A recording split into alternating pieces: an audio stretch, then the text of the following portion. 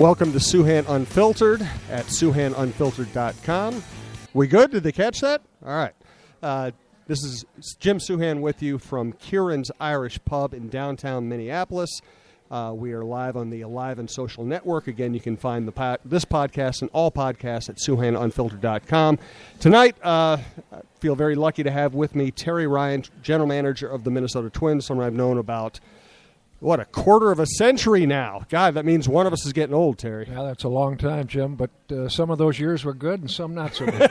Well, you have to bring that up right away. I was going to give you a soft opening. You start talking about losing baseball games all of a sudden. Yeah. It's funny because I started covering the Twins in '93. You were the vice president of personnel, and that was the beginning of a rough stretch for the franchise. I think 8 straight losing seasons. You come in as the general manager, replacing Andy MacPhail, and then you have a decade of success. Then you retire during that time. Then you come back. I mean, you've really seen almost every level of success and every level of team failure there is to have in this business, haven't you? Yeah, unfortunately I have, and some of that was in the Metrodome, Jim, when you had to build an excuse about revenue and payroll and so forth. Yep. But I think we fought through that, and in the 2000s we had an excellent club and a well-balanced club, and we had a lot of athleticism, and we had enough pitching, and certainly the bullpen held up, and that's the area we need to get back to. We have to get more consistent. We have to have more athletes. We have to have more pitching, obviously. And I think we're getting closer. We've got a good system. I think everybody acknowledges that. Now it's just a matter of now we have to be accountable on that major league team. We made a lot of moves, of course, this year so far, and I think we're heading in the right direction. And I want to ask you some topical questions later in the podcast, but I really like in this venue, what I really like to do is get away from some of the, the press conference type questions and topics that everybody asks. I want to go back a little more in history.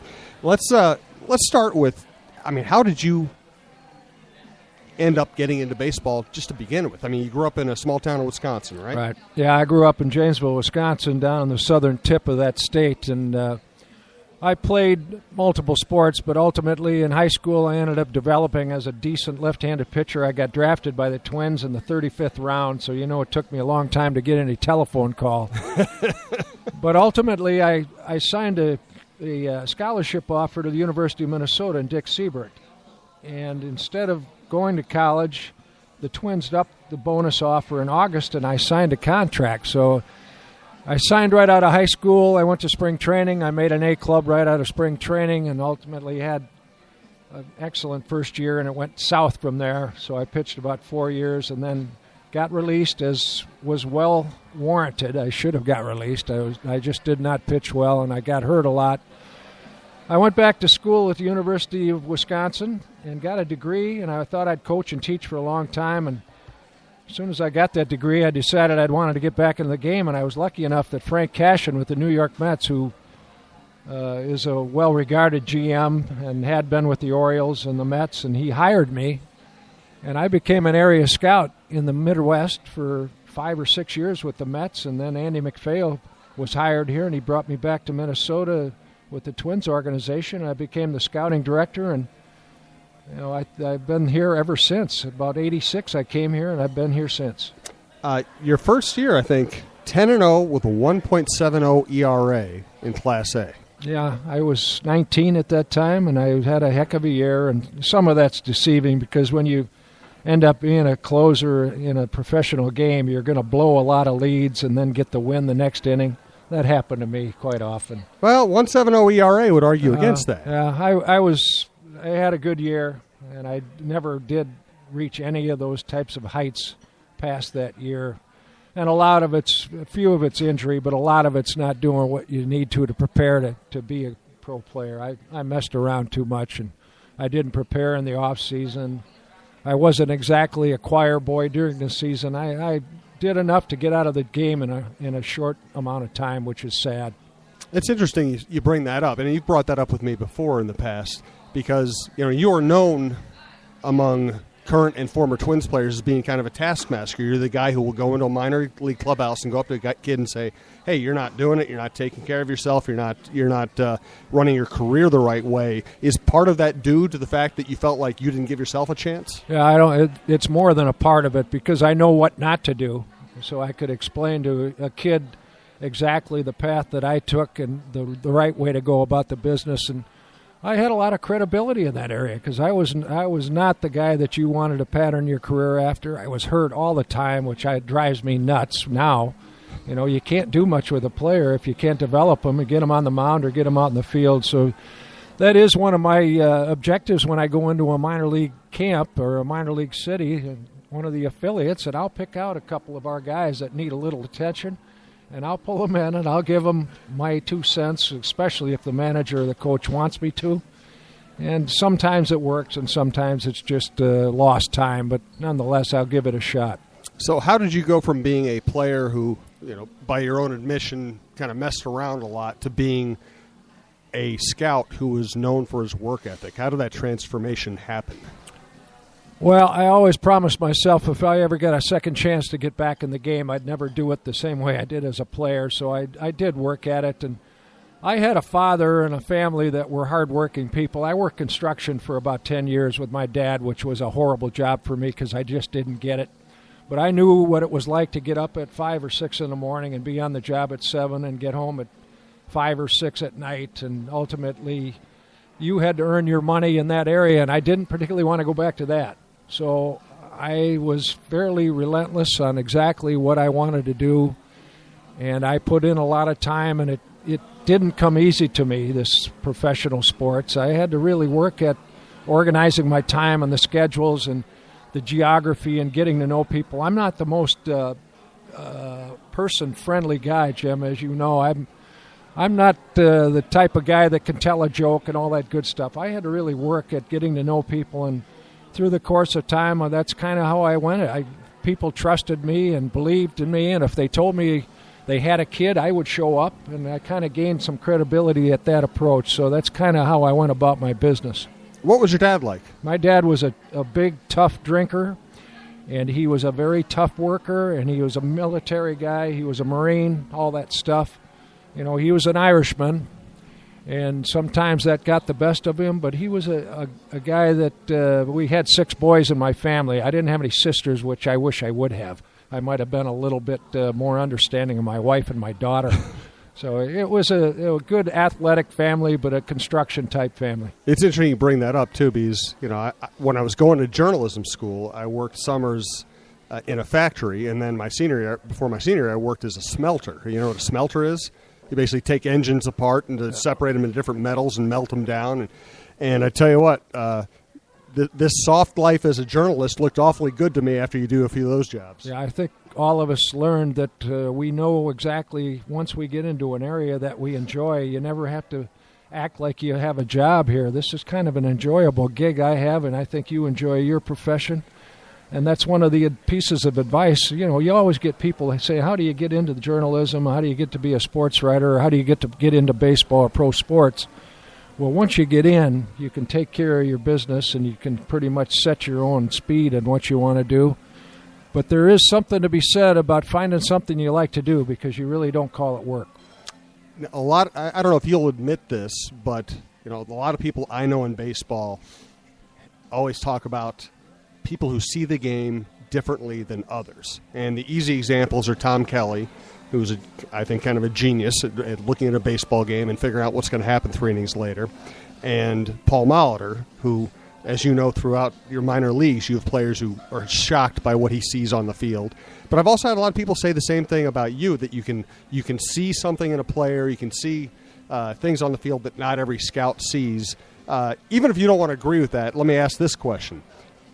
Is seeing baseball, is there a gift to it, or is it all hard work in developing is it a born skill or is it a developed skill?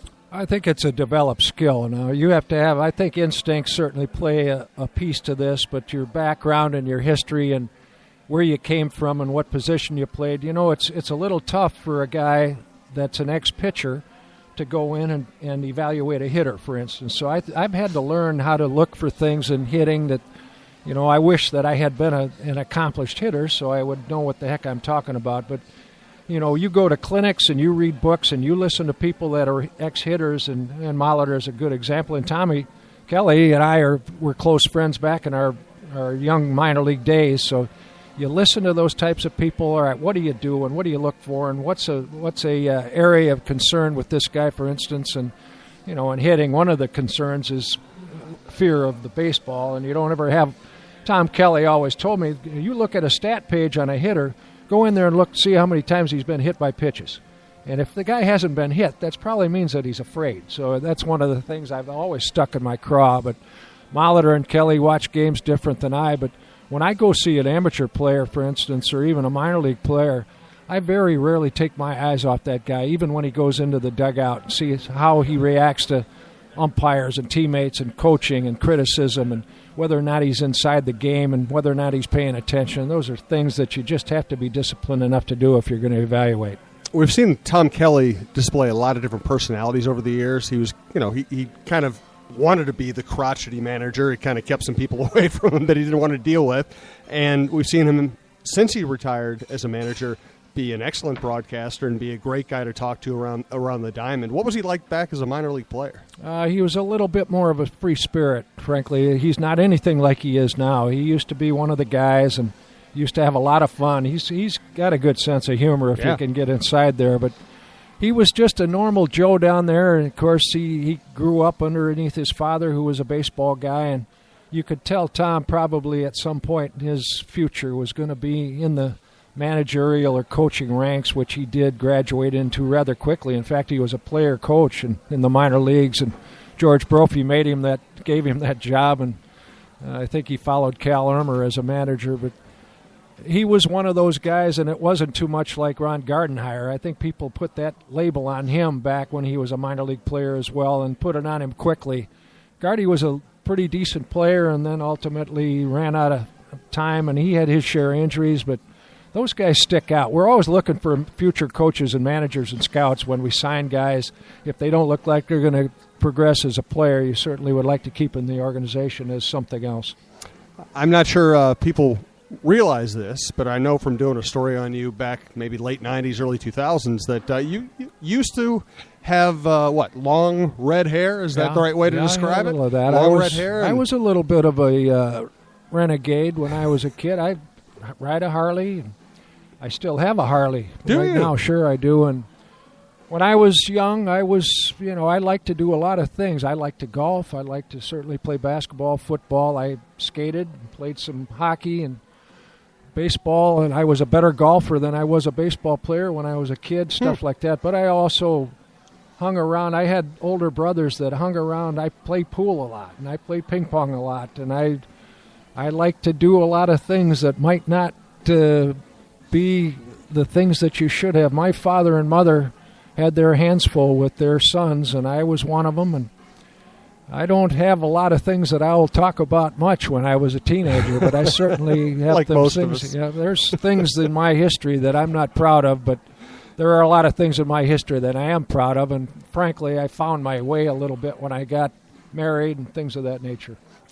I don't know if you saw today, but the Wild coach, Mike Yo, had a little bit of a meltdown on the ice. You ever have a meltdown as a general manager, as a minor leaguer, anything?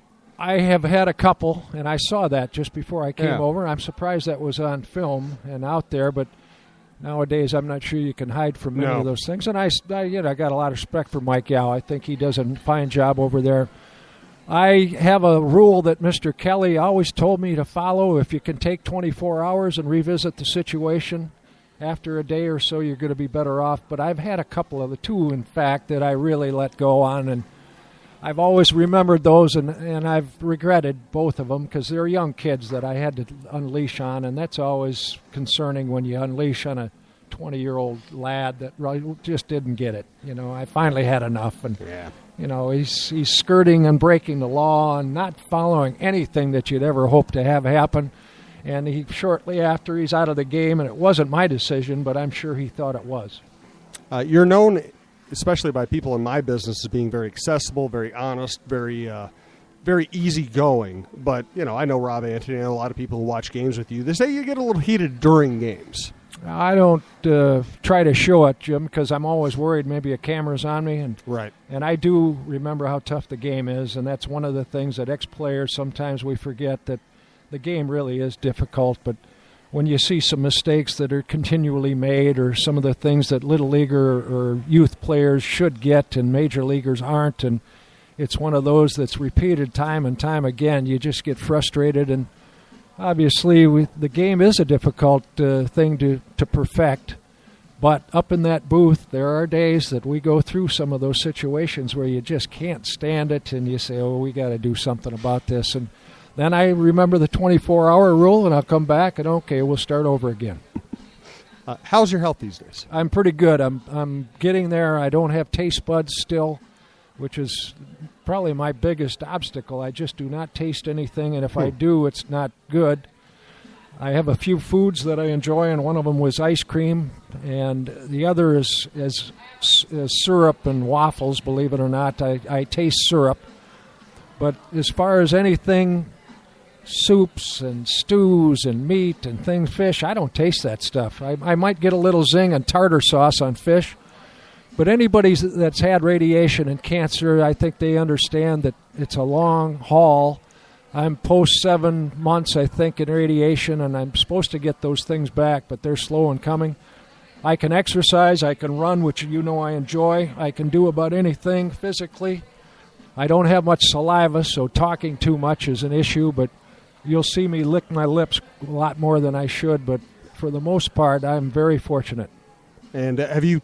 I know even before you had the cancer scare, you had talked about maybe altering your schedule as a general manager a little bit differently than you did, because you were a well-known workaholic the first round as a general manager. Have you been able to, scale back hours or manage your hours a little bit better this time around? I've managed it better because of my self-decision, not because this job, if you're not willing to go out and see players and not willing to go out and see your affiliates, and you've got to be willing to go out and give speeches and go to the clinics and those types of things. I still do all that, and I feel my energy level, I'm sleeping more. I'm going to bed instead of staying up for the 11 o'clock ESPN basketball game, for instance, that I always used to do.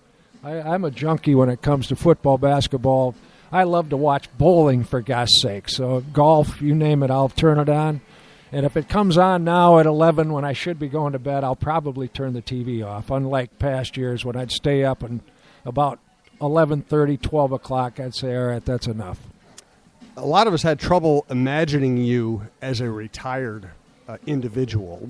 How did you occupy yourself during that time? Well, I didn't retire. I switched gears, yeah. And I went to spring training. I went to the Dominican Republic. I went to Japan. I went to all of our affiliates 2 times each. I saw a lot of amateur players, so I participated in the draft. And the fact is that I was gone more as when I stepped aside as when I was the GM. So really? I certainly didn't cut down at all. In fact, there are a lot of people that thought that my schedule picked up, and I would say it probably did. I didn't have to do, for instance, this situation. Nobody would ask me to do this when I was stepping aside. But I did clinics, and I was at dinners and Rotary clubs and stuff like that. So I really didn't cut back at all. One of my favorite stories about you was about the rental car, about trying to return the rental car, and I think they wanted to overcharge you. Can you take me through that one? Yeah, I had rented a car in Chicago, and I was going to return it in like 8 days. So the 8-day fee was going to be a certain amount, let's say $500. Mm-hmm. Well, I wanted to bring it back in 6, and the guy was still going to charge me the same $500. And I said, well, that isn't fair. And he goes, well, that's the rule. That's what we're going to do. I said, okay, thanks. So I took off, and I drove from Chicago to Minneapolis that day. And ironically, I saw Jamie Ogden, and the weather was great here. It was horrible in Chicago. That's why I wanted to turn the car in. So instead of turning it in, about 8 days later, I turned it in. I think I put about 20,000 miles on that car. I called in to see if he wanted me to change the oil. He said, no, you don't do that, not with a rental car. So it came back with no oil in it. And the guy says, well, you didn't mark the mileage down correctly. I said, I think I did. He goes, wait a minute, you put on 30,000 miles on this car in the last couple days? I said, yeah, I did. You told me to keep it, so I made sure I made good use of it. I didn't make very good friends there with that rental car company.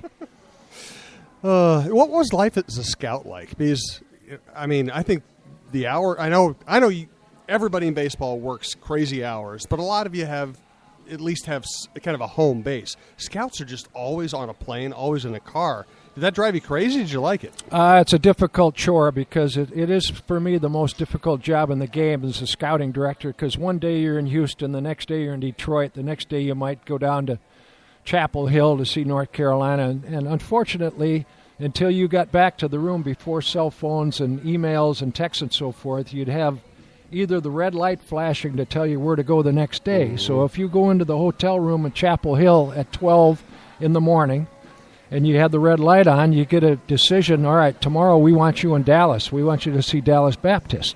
So you got to make the phone or the car rental and also the plane reservation at midnight or 1 o'clock, and then you got to get up at 4 to get the flight to get to Dallas. That can wear you out, and that's about a 4-month. It's all of February, all of March, all of April, all of May. So then you've got the draft in June, which is a relief. So that's really takes its toll. And I wouldn't say it's pleasurable, but once you get into the draft room, that's when you really have a lot of joy on what you're doing. Every sports executive ends up getting judged on every decision you make, especially the big ones, first-round draft choices, free agent signings, and all that. And if you look retrospectively, there are brilliant people who are admired as brilliant executives who end up making mistakes. There are guys who aren't that well respected who end up having hits. How much luck is involved?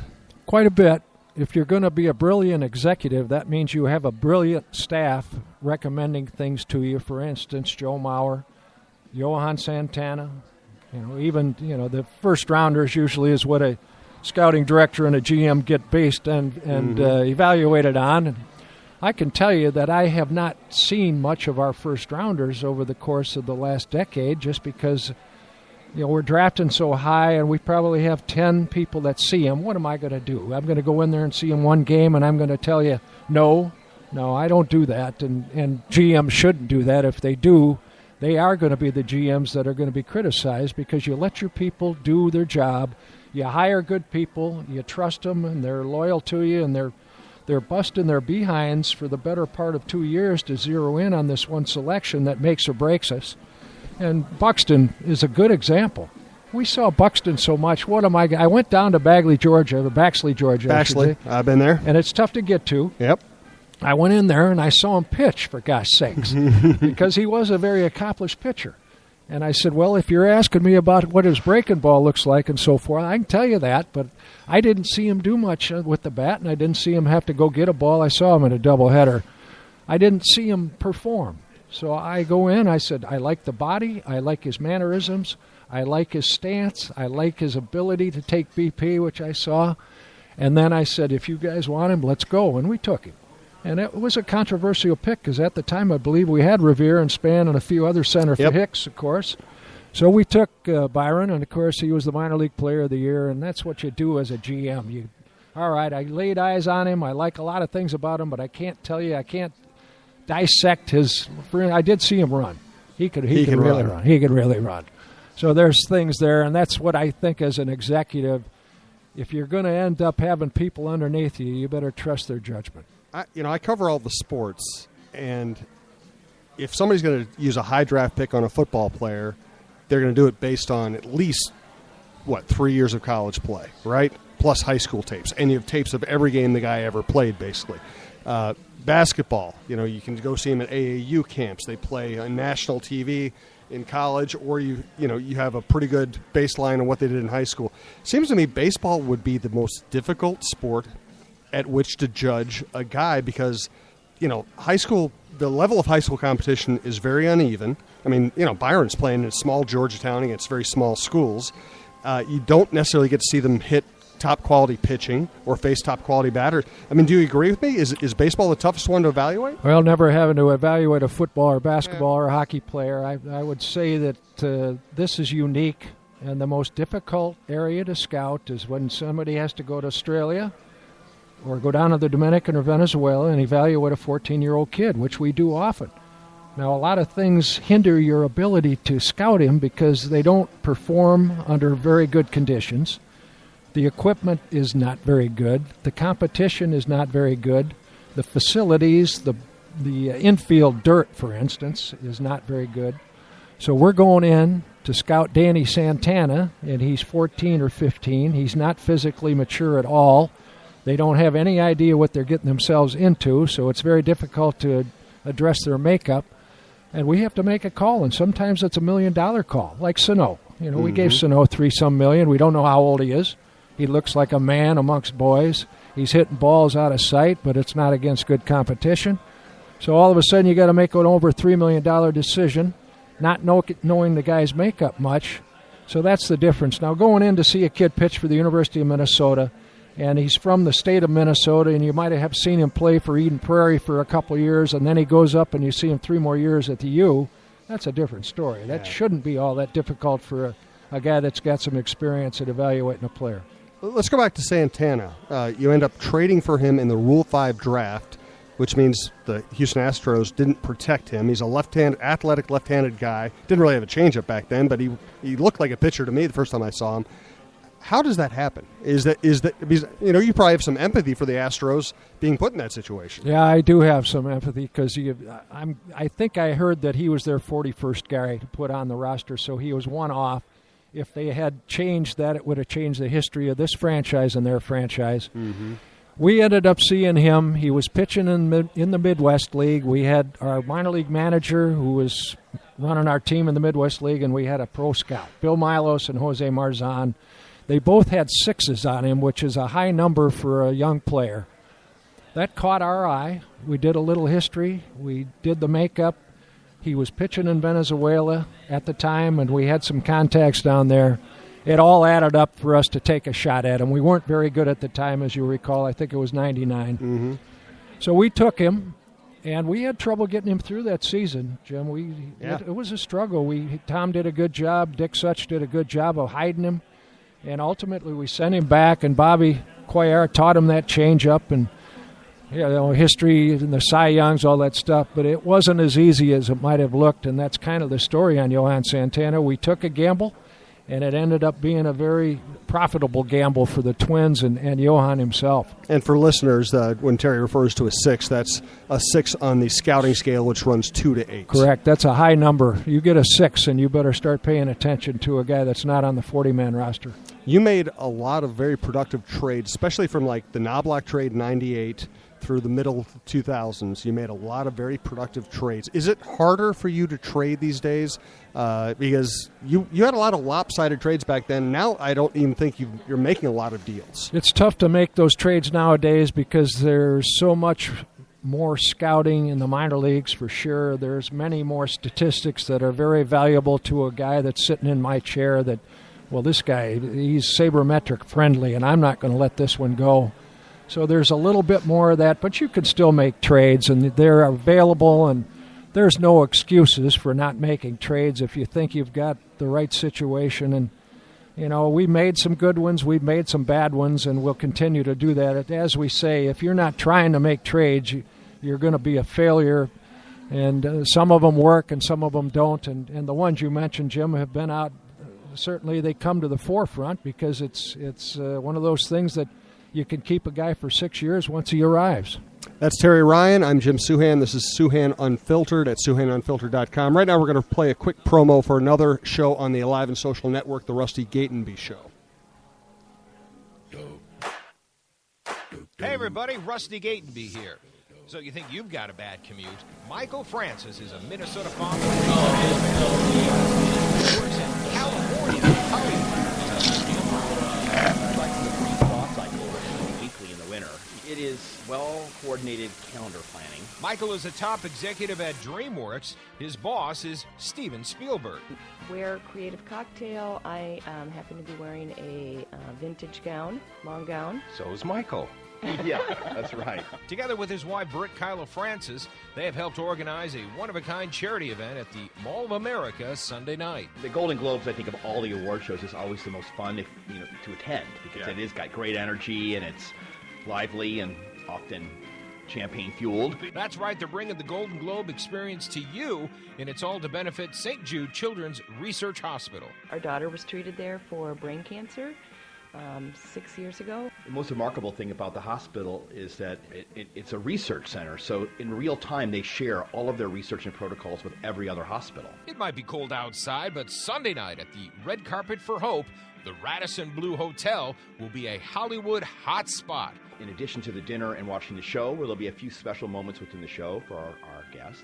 It's a one-of-a-kind Golden Globe event. Check out the Red Carpet for Hope. For more information, check out the Rusty Gatenby Review.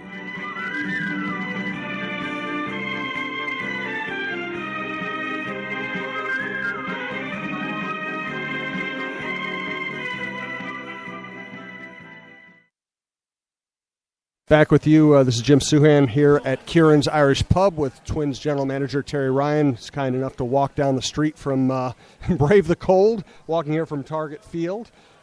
Tell me the Glenn Perkins story from your perspective. I've had Glenn on as a guest here before. I really have come to like him a lot. And there was a time when it looked like he and the organization might be pretty happy to part ways. I happened to be around Glenn quite a bit in the minor leagues because that's when I had stepped aside, Jim, and it wasn't going well. You know, he was hurt quite a bit, and he didn't think that he was treated quite the way he should have been, I believe. And there was a difference of opinion on occasion on whether or not he should start or relieve. So we were heading the wrong. It was spiraling out of control. And ultimately, I think he started to look in the mirror a little bit. And I also believe that his beautiful wife, who I have a lot of respect for, and the people around him started to maybe help him along as well. I'm not even sure if that's factual, but I believe somebody got to him. Maybe the University of Minnesota people talked to him, and maybe some of the teammates that he respected. But he has turned it around. He's one of the more accountable guys that we have. He's certainly one of the better performers we have. And I can't be more proud of that guy and that family for what he has done, because I think we were losing him, and we weren't very far from losing him for good. Yeah, and he always tells me the story. I think it was, I want to say the 2008, maybe the 2009. I can't remember what year it was, but there was a spring training where he was still had a little chip on his shoulder, and he kind of recognized that he wasn't getting used in certain situations. As spring's coming to a close, he started worrying that he was going to get cut or traded. And I remember him telling me he called Gardenhire and basically said, "Hey, I'm all in. I'll do whatever you want." And since then, he's been outstanding for you. I was remiss in not giving credit to Ron Gardenhire and Rick Anderson here. I certainly should have done that because they were an influence on him. And I believe there was a trip down there in Florida that he wasn't on. Yep. And he felt like they were not giving him an opportunity, and he went to volunteer. And it might have been one of those bad ones like to Brevard or Dunedin that all players don't particularly like. And he volunteered, and it seemed about that time he started to turn the corner. You mentioned Rick Anderson and Ron Gardenhire, two guys you have known for a long, long time. Ron was the manager here that you hired. You hired Rick Anderson. Both very likable guys who put in a lot of years with the organization and with the Mets previously. How difficult is it as a manager to have to let people like that go? Yeah, it's been maybe the most difficult thing I've had to do in my tenure here, and I've let people go through the years, and letting Gardy and Rick go in particular because I was with them in the Mets organization way back in the early 80s, and I did ultimately have some influence on getting them both over here when they're involved in the trade. So, when I had to do it, it was one of those situations that I was very honest, and I think they appreciated that. I know they weren't happy, but they were receptive and understood that change happens in this industry, but it didn't make it all that easier. And, to this day, I wish I could have done a better job to provide them with the talent that they needed, and unfortunately I didn't do that, and I feel very accountable for failure when it comes to making sure those guys had people to work with. And, given that the team has struggled the last 4 years, have you looked far into the future as far as how long you want to do this job? I've looked in the future. I'm not a youngster anymore, Jim. I used to be one of the youngest GMs in the game, and I'm about the senior guy now, other than maybe one guy or two. But, I've been going year to year, which I've been doing the last number here since I came back. And I feel good about myself. I feel good about the club. I feel good about the direction. So as long as I And my wife even thinks this is okay. I think I've changed my lifestyle enough to please her, which is probably the most important thing. So I'm going a year at a time to see how we do, and hopefully I've got a situation here where we're providing the talent, and I think we're heading in the right direction, so I guess we'll take it a year at a time. You end up hiring Paul Molitor to be your new manager after a pretty involved search. I mean, you had a lot of candidates that were known. You probably had some candidates we didn't know about. How difficult was it to come to the decision, or did you or was Paul always kind of a favorite and you just had to do the vetting? We did a lot of research, and I did a lot of talking with various people that I trust to make sure that I was canvassing the industry. And I didn't want to just keep it to inside the organization. I thought it was important that we look outside to see who's available. And, you know, Joe Madden became available all of a sudden. And the guy that got let go with the Cubs down there was all of a sudden available. So it was a little bit more complicated as we went through. There were a couple people that, you know, Gene Glenn inside and Doug Mickevich inside the organization. Torey Lavello was impressive. So it wasn't just a slam dunk. There were other people that were involved with the thing, but ultimately I think the relationship that Paul had with the club, his ability to know the situation, have a pulse on this club and the organization and the market, all that is important. And I've noticed that since he's taken the job, he really has a good grasp of how to react and what the fan base is, I guess, their mentality about this organization is right now. And he is very engaged. So ultimately, I think, you know, when you come right down to it, you'd say that he was the front runner, but it wasn't a slam dunk. Yeah. Somebody with the organization has told me that, you know, I think most people looked at Gene Glenn as kind of an extra candidate, just kind of one of the fringe guys who might have been getting an interview because of your history with them. I've had people tell me that he was actually a very strong candidate and actually had a shot. Can you address that? Yeah, I certainly can, and he was in the final three, and it wasn't because it was just a charitable situation. Gene was very impressive. He's got a good feel for everything we do and believe in, that's for sure. He's a native of the state, so he knows a lot about this club and organization. He had answers. He had thoughts. He was creative. He was forceful. He wasn't afraid. He had thoughts about staff, all that stuff that you look for in the interview questions. There wasn't many things that we threw at him that tricked him. You know, I brought in the director of media. I brought in the director of team travel. Rob Antony was involved. I brought in our field coordinator, our minor league coordinator, our minor league director, everything. So Gene was very involved. He went so far as to interview with the ownership and our president. So that's how serious it got. And when you talk about the final three, was Minkevich the third? No, Doug wasn't the third. Torey Lavello was the third. Okay. Now, Doug was certainly a strong candidate, and I've got a lot of respect, and his future's bright. But he was about fourth, I would say, and he was quite impressive. I just didn't think he was quite ready.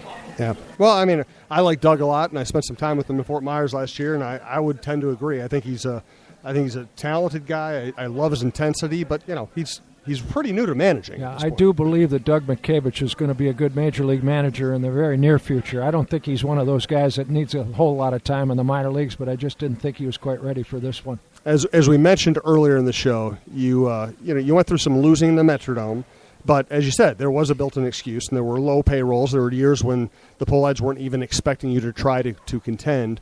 What's it been like to go through the last 4 years as a member of the organization and the general manager? I mean, you live here, you've raised your kids here, you live in Eagan, you're tied to the franchise as much as anybody can be tied to a franchise. What's it like just going through your normal day worrying about the winning and losing? It's very frustrating, and it's one of those situations where there's nobody that wants to win more than the people that work in that Target's field every day, Jim.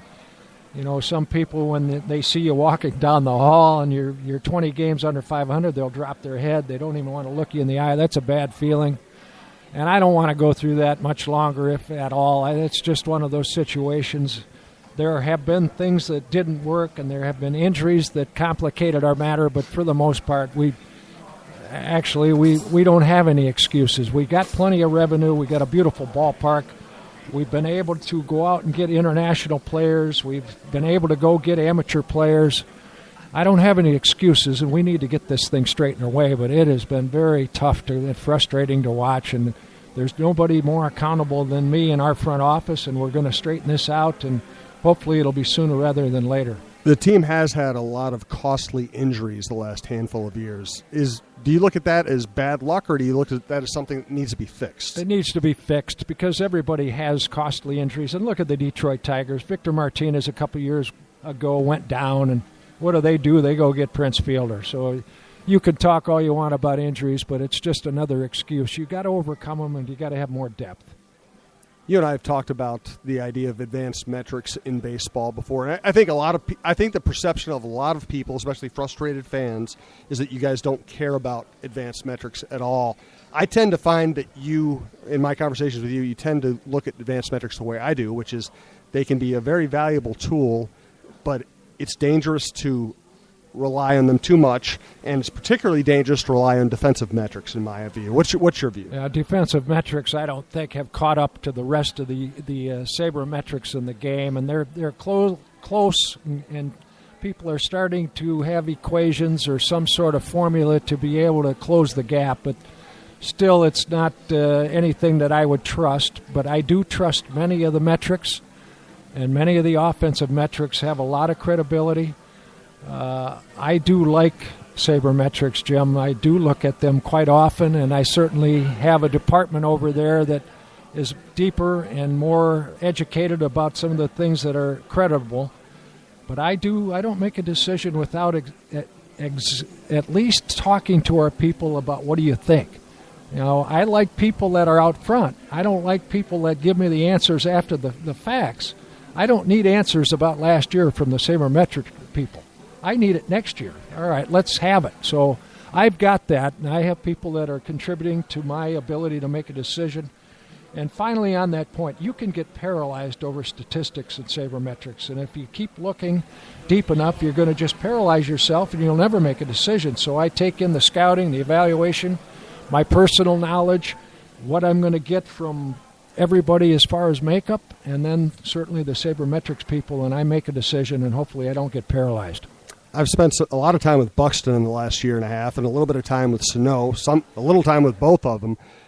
They both are maybe two of the best prospects you've ever had, and yet injuries really knocked them off course last year. Are you worried about the injuries? Are you worried about Buxton's recurring injuries? And what do you think their timetable is at this point? Yeah, ironically, I was in both spots when Buxton got hurt this year. I was in New Britain when he had the collision, and I was in Phoenix when he had the broken finger. I'm not worried about either one of these guys as far as their injuries. Unfortunately for Sano, it's very rare that a position player has Tommy John. He did. All right, what are you going to do about it? It cost him a year. He's 20 years old, and he cost him 1 year out of his life. Now he's healthy now, and Buxton's healthy now. Those two guys in particular, the shining light has been on them ever since they inked their contracts. They happen to get it. They know what the responsibility. Other young players are watching them. Other veteran players, when they come into Major League Camp, are watching them. Certainly a new guy, for instance, like Butch Davis, our new first base coach, he'll have an influence on these guys. So will Gene Glenn now, who hasn't been exposed to either one of them much at all, a little bit in spring training. Everybody's eyes have been on these two guys ever since the time they signed, but they both have that knowledge and common sense that, listen, they have a lot of faith in me, which we do, and I believe that they'll get through these injuries, and it's just a bump in the road right now. I've been really impressed with Buxton's personality, his work ethic. I've gotten to be around him in a lot of different situations.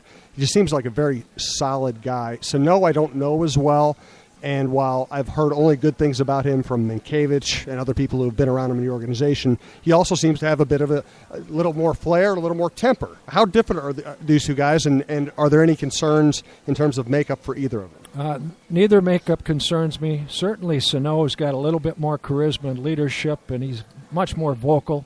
Buxton's a quiet leader. He is a well-respected guy in the minor league system because he works.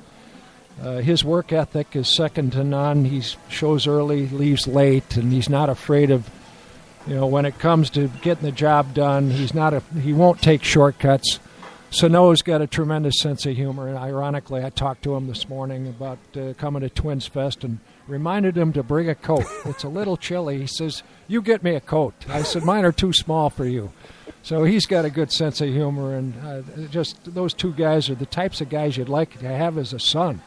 Yeah, again, I don't know Sano very well, but I think Buxton is as rock solid as any young player I've been around. Well, the good thing with Sano now, Jim, is he can carry on a conversation in English, which is good. He's bilingual now, so it's not a problem, and I kind of got a kick out of him this morning. I tried to talk Spanish. He's trying to talk English. It doesn't work, because I can't speak Spanish, and his English is much better than my Spanish. When I went down to Fort Myers to visit those guys this summer, it cracked me up because our photographer, Jerry Holt at the Star Tribune, and I were saying, hey, let's get you guys away from the ballpark. And they said, well, we like to go fishing.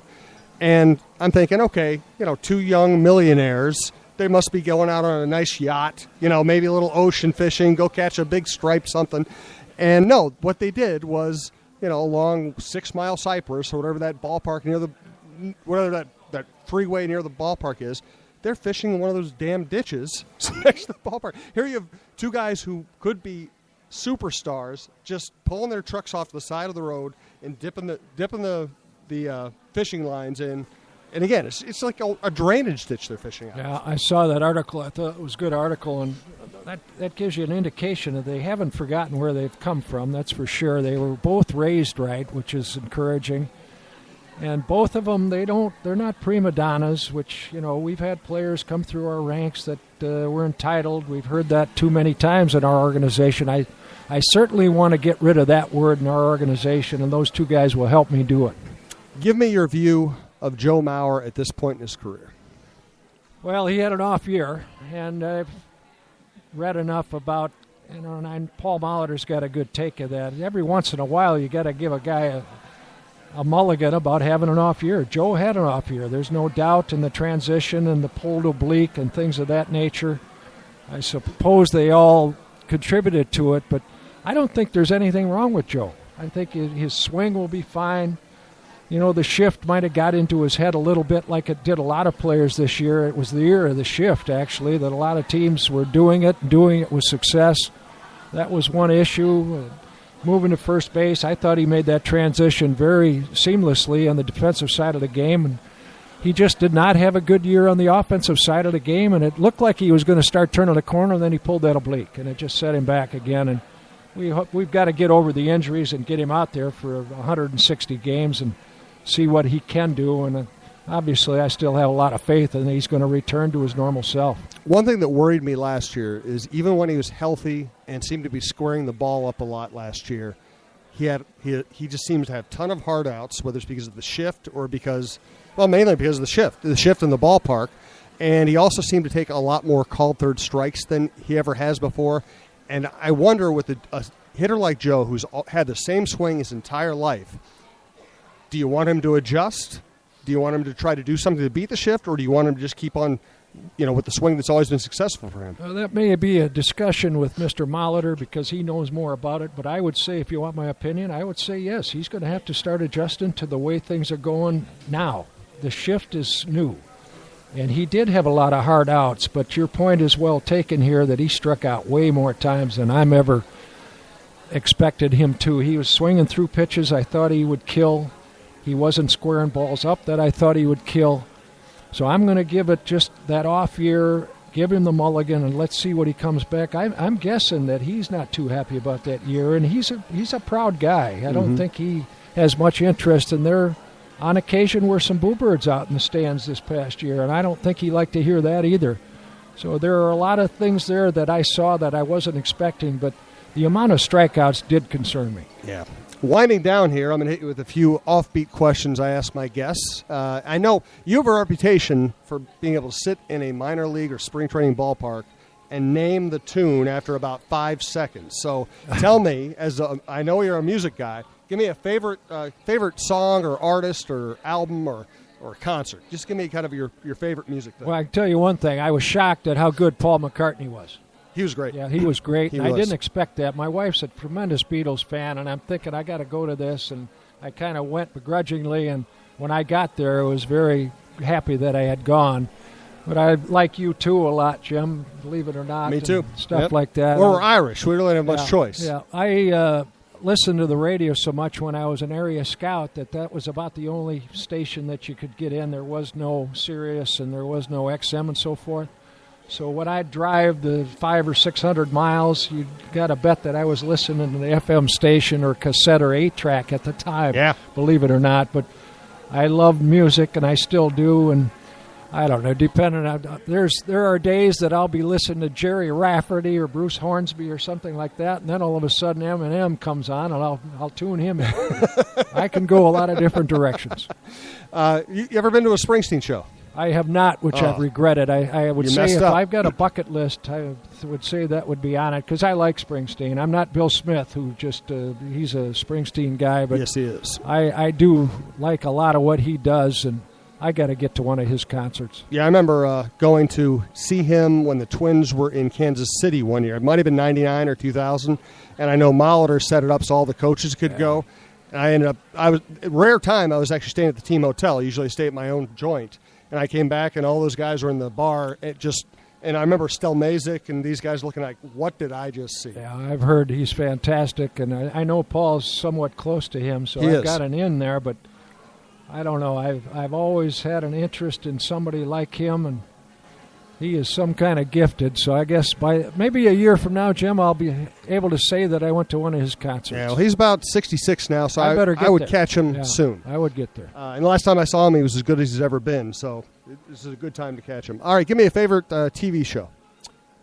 Well, my wife's got me hooked on The Good Wife. Really? Yeah. I've heard great things about that. It's a good show. I like it, and she does too, so that gives me a little Sunday night pleasure. I like 60 Minutes, and it leads, of course, right into The Good Wife. But there are some shows. I am also a voice guy. You know? Yeah, I really like the voice. Show. You know, I like the people they have on. I like Blake Shelton and Adam Levine and those people, but I think it's a very talented show because there are people that come out of there that are gifted as well. Absolutely. Favorite movie? Well, I saw it last night, The Sting. It was on TV, believe it or not, and I can watch that with the best of them. Yeah, I haven't seen that in years. I'll have to go back and watch that again because that's a tremendous movie. And you have just to give you an idea how much I like Robert Redford. Jeremiah Johnson was on last night at 11:15, and I didn't stay up. So that tells you that I've changed my lifestyle. What's your favorite Redford movie other than The Sting and Jeremiah Johnson? The Calm. The what? It's a terrible movie with. It's about a man and a woman out on a boat, and this guy breaks into their boat, and he's a terror to his wife, Nicole Kidman, who's. You're talking about Dead Calm. Dead Calm. Yeah, I've seen that one. Sorry, The Dead Calm. It's a. I love that movie. That movie bothered me. It was one. Really it's like the one that he does now. What's the one the yacht that he's on that just? Came out right. I know what you're talking. Yeah, he's stranded. 2 years ago, he's stranded out there. I haven't seen. Have you seen that one? Yeah, I saw it. It's good. I haven't seen that one yet. It's good. The older I get, the more picky I don't like overly emotional movies. I don't want somebody to try to make me cry, and I don't want movies that make me too uncomfortable. And the idea of being out on a boat stranded really bothers me. Yeah. Well, how about Shawshank Redemption? You like that? I love that one. Yeah, I did too. You know Jeff Municky, right? Yes. The Wolves guy. He was my guest last week, and that's his favorite movie. Yeah, I like that movie. There's a few there that that I like. Cool Hand Luke. Yeah. Stuff. If I get on one of those and I'm channel surfing, and all of a sudden I get onto that, I'm done. I got to stay right with it. The other popular answer from Roy Smalley and a couple other guests I've had has been The Big Lebowski. I'm not there. I'm not with them. I think that's one of those movies that's a love-hate movie. Yeah. I tend to love it, but I understand those who don't. Yeah. Animal House and stuff like that. I like those. Yeah. I like good comedies. Answer this question, because I've answered it a million times. I was wrong about. Well, I've been wrong about players a lot. I can tell you that. Let me think about one of the worst that I missed on Mike Mussina. I was wrong about Mike Mussina. We should have taken him. I passed, and those stick with you. Was that the Dan Serafini draft? That would have been. I think it was Dan Todd Serafini. Ritchie, Todd Ritchie? Yeah, okay. Which, Todd had a pretty good career, not with us, but a pretty good career. But when you see Mike Mussina yesterday in the Hall of Fame voting and you passed on him, that'll stick in your craw for a long time. I think anecdotally, most people have blamed Larry Corrigan for that pick. Oh, It was right? me. It was me. I'll take credit. People see him, but when you're the scouting director and you visualized a guy, and it wasn't more than I saw him more than one time. He did not have a particularly good junior year, but that's still a bad excuse. But I missed on Mussine. I should have took him and didn't. The reality of your job is you're going to have misses, right? Oh yeah. If I'm not missing, I'm not trying, as you hear, and that's a cliche, but it's accurate. But you go through any draft, and we've hit on some guys. For instance, Cordova was a Larry Corrigan recommendation, and he was a Rookie of the Year. So, if you're going to blame something on Larry on one end, you better give him credit on the other end. Yep. And he's been right quite a bit, as Mr. Radcliffe, and those are two pretty good evaluators. Yeah. Let's wrap the show up. Just give us kind of a preview of what you expect from this team, how big an impact you think Santana can make on this team, what you expect from Nolasco coming back. Yeah, the good thing is we're pretty solid around the diamond, and I think our defense will be improved. So if you look at our diamond defensively, RC will be in left, and hopefully we're going to sort out the center field, and Hunter and right, and Vargas will DH. Maurer, Dozier, Santana or Escobar, and then Plouffe over at third. That's not bad. We scored enough runs last year. We just didn't pitch. The bullpen is of concern, and we're still tweaking that. Our rotation is of concern because we had too many disappointments. So we've got enough veteran presence now. We brought in some guys that will help us in the clubhouse. I feel better about this club going into Fort Myers than I have for a while. And obviously with the change in the manager and some of the coaches, it'll be unique on how we go about our business.